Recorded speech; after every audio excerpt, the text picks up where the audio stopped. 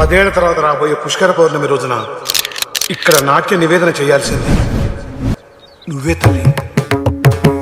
చంద్రకళ, నీ నరనరాల్లోనూ నాట్యం ప్రవహిస్తుంది.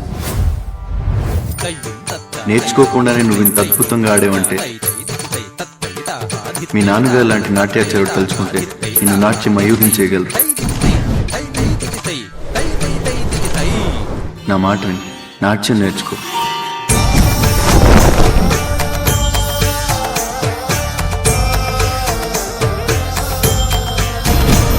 శివకేశవ కాదు, శివకేశవ నాడు.